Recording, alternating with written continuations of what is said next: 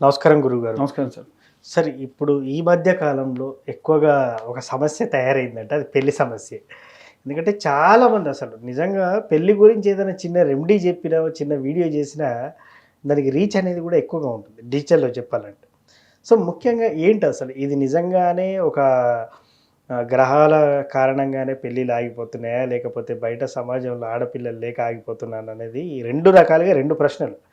ముఖ్యంగా చాలామంది వివాహం కావాలని చాలా రెమెడీలు చేస్తూ ఉంటారు. నేను ఈ మధ్య కాలంలో ఇన్‌స్టాగ్రామ్ రీల్స్‌లో సుబ్రహ్మణ్య స్వామి గుడికెళ్ళి 9 ప్రదక్షిణాలు చేయండి, 9 మంగళవారాలు చేయండి అని కూడా చెప్తా ఉన్నారు.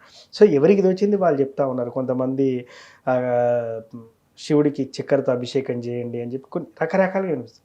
ముఖ్యంగా ఈ వివాహానికి ఆటంకాలు ఎందుకొస్తాయి? చాలామందికి అసలు కానే కాదు. అయిందంటే ఇగ అవుతుంది దగ్గరికొస్తుందంటే ఇంకేదో ఒక ఆటంకం పడుతది. ఇలా ఆటంకాలు ఎందుకొస్తాయి? ఈ ఆటంకాలు తొలగి అన్నీ సజావుగా జరగాలంటే ఆధ్యాత్మికంగా ఉన్నటువంటి పరిహారం ఏంటి? చక్కని రెమెడీ ఏంటి? చక్కని మంత్రం ఏంటి అసలు? శ్రీమాత్రే నమః, శ్రీ గురుభ్యో నమః. వివాహం సాధారణంగా ఏంటంటే పుణ్యం కొద్దీ పురుషుడు అని అంటారు. కొద్ది బిడ్డలు అని అంటారు. అలాగే అంటే పురుషుడు అంటే ఆడవాళ్ళకి మంచి మంచి అబ్బాయి భర్త లభించాలంటే వాళ్ళు చేసే పుణ్యం బట్టి ఉంటుంది. అంటే ఒక 8 సంవత్సరాల నుంచి ఆమెకు టీనేజ్ మధ్యకు వచ్చేసరికి ఏమేం పనులు చేస్తుందో దాన్ని బట్టి వాళ్ళకు వచ్చేటువంటి బెటర్ హాఫ్. అబ్బాయికి కూడా పుణ్యం కొద్దీ పురుషార్థము, అర్థము అని అంటే పురుషుడికి అర్థం అంటే సగభాగము వచ్చేటువంటి ఆడమ అని అర్థం. ఇవి కొన్ని క్షేత్ర దర్శనాల వల్ల తగ్గుతుంది, ఆ దోషం అనేది పోతుంది అని అంటారు. ఉదాహరణకు కుక్కి సుబ్రహ్మణ్య స్వామి టెంపుల్ అంటారు కదా, అది కుక్షి వాస్తవంగా. సో స్వామివారి యొక్క క్షేత్రం దర్శించినంత మాత్రం చేత, అరుణాచల క్షేత్రం దర్శించినంత మాత్రం చేత మనకి ఇవే కాకుండా శ్రీకాళహస్తిలో నాగప్రసూనాంబ అమ్మవారికి సంబంధించి నడుముకు వడ్డానం ఉంటుంది.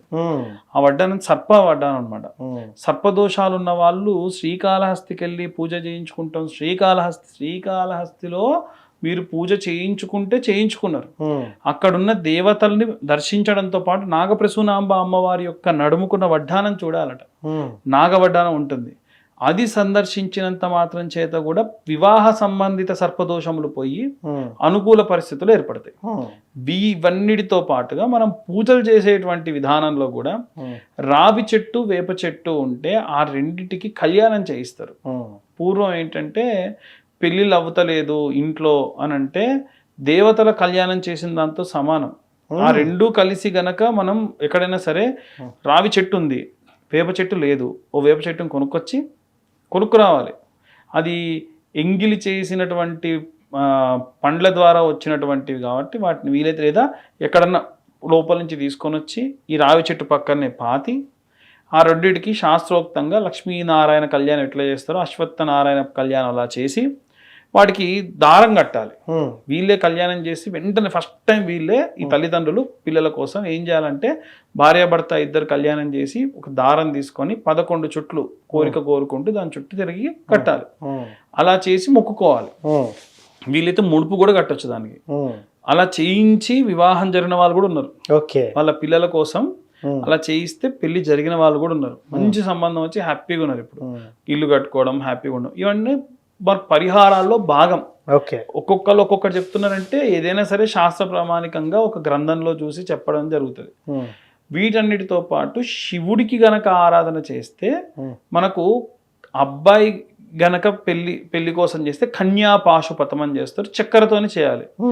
మనం మామూలుగా పంచామృతాలతో అభిషేకం చేసిన పాలు నీళ్లు పోస్తాం, పెరుగు నీళ్లు పోస్తాం, మధు చక్కెర నీళ్లు పోస్తాం, నెయ్యి నీళ్లు పోస్తాం. చక్కెర వేసేటప్పుడు మాత్రం ఆ పాత్రతోని పోస్తాం కదా, చక్కెరకు పాత్రతోని పోయాం. ఇలా చేతితో తీసుకొని పిడికిలతో పోస్తూ ఉంటాం.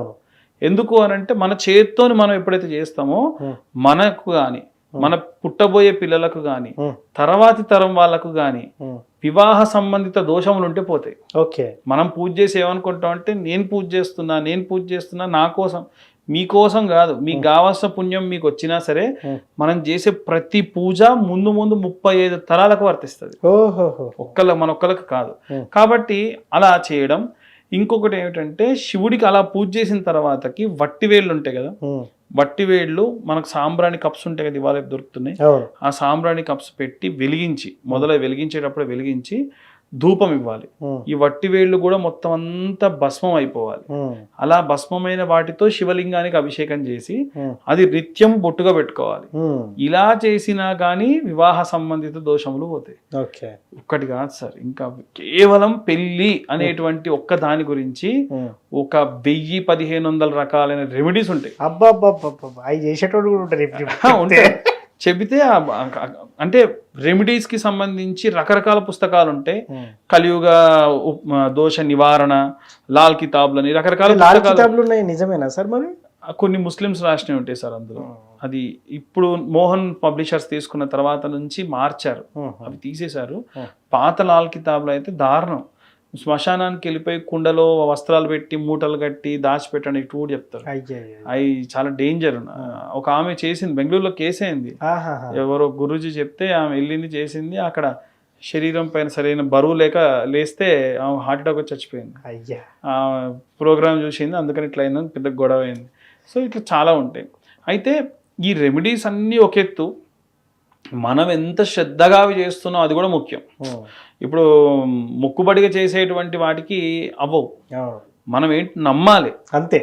ఇప్పుడు దేవాలయానికి ఎందుకు వెళ్తున్నాం అంటే దేవాలయం, ఖచ్చితంగా దేవాలయంలో దేవుడు ఉంటాడు అందుకే వెళ్తున్నాం. భోజనం ఎందుకు చేస్తున్నాం? ఆకలి వేస్తుంది కాబట్టి చేస్తున్నాం. ఓకే, నువ్వు ఎందుకు మరి ఆకలిస్తే భోజనమే చేయాలనే ఉంది, ఏదో ఒకటి తినొచ్చు కదా. అంటే నాకు వంకాయ కూర అంటే బాగా ఇష్టం అండి, దాంట్లో మంచిగా మసాలా పెడతారు తింటున్నా అని మీరు ఫీల్ అవుతున్నారు. అవన్నీ పదార్థాలు అందులో ఉన్నాయి అనుకుంటున్నారు, నాలుక రుచి చూస్తుంది, అమ్మాయి తృప్తి చెందుతున్నారు. ఇదంతా కూడా భగవంతుని నమ్మడం కూడా ఒక తృప్తి చెందడం.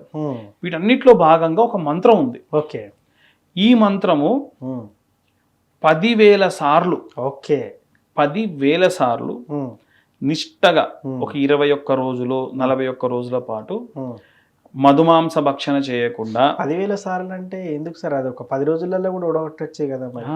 నేను చెప్పేది నిష్టగా. మధుమాంస భక్షణ చేయకుండా ఒకటే పూట భోజనం, 2 పూట్ల అల్పాహారం తీసుకొని కటిక నేల పైన నిద్రిస్తూ, అంటే దేవుడు మనకు కష్టపెట్టాలని ఏమనుకుంటున్నాడో అవన్నీ మీరే అనుభవించేస్తే ఆ యొక్క దోషం అనేది పోతుంది. ఆ మంత్రం ఏమిటి అంటే ఇది బీజాక్షరాలతో ఉంటది కాబట్టి కొంచెం అందరూ కూడా నియమనిష్టలు పాటించాలి అనేటువంటిది ముఖ్యమైన ఉద్దేశము.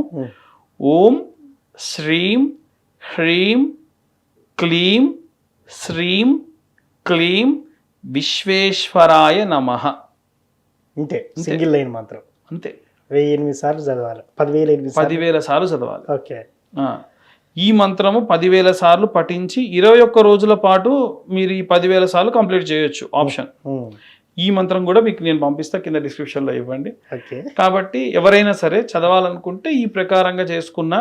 అయితే వివాహం అవ్వడం అనేటువంటిది ఒక ఎక్కడో పుట్టి ఎక్కడో పెరిగి ఆ ఇంట్లో వాళ్ళు కనిపెంచి తన రక్తమాంసాలు వడ్డీ పెంచిన అమ్మాయిని మన ఇంటికి పంపించి మన పిల్లవాడికి ఇవ్వడం, మనకి ఇవ్వడం జరుగుతుంది అని అంటే మనం కూడా ఎంతో పుణ్యం చేసి ఉండాలి.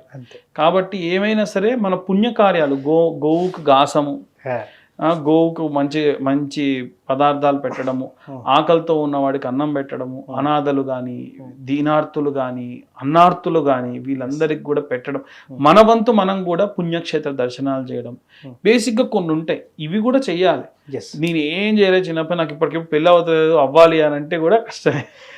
ఇంకోటి, మీరు ఇందాక ఒక మాట అన్నారు, ఏది ఇంత పుణ్యం చేసుకుంటేనే వాడికి పెళ్ళి అవుతుందని.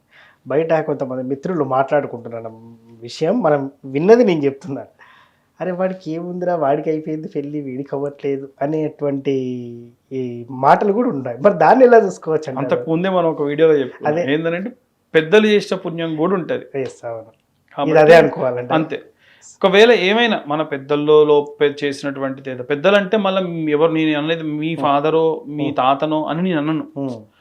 సో మీ వంశంలో అదే 7 తరాల నుంచి, అందుకే ఒక ఇంటికి వెళ్తే 7 తరాలు 7 తరాలు చూడాలి అని అంటారు. ఎందుకు అని అంటే ఆ 7 తరాలలో ఎవరికైనా అవిడితనం ఉంటే, ఉమ్, ఎవరికైనా ఫిట్స్ లాంటివి ఉంటే, ఉమ్, ఎవరికైనా ఈ బట్టా పొట్ట లాంటివి ఏమైనా ఉంటే, ఇవన్నీ కూడా అబ్జర్వ్ చేసేవాళ్ళు పూర్వం. ఆ, అప్పట్లో ఆస్తి అనేటువంటిది లాస్ట్ ఓకే.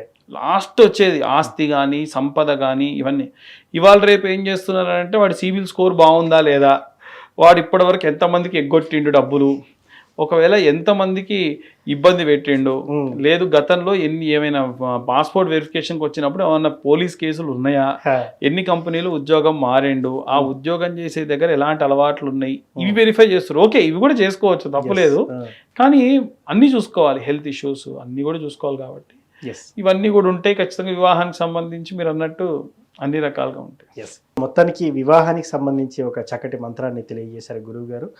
అదేవిధంగా చేయాల్సిన పరిహారాలు ఏంటి కూడా అని చాలా చక్కగా చెప్పారు. ధన్యవాదాలు. ధన్యవాదాలు.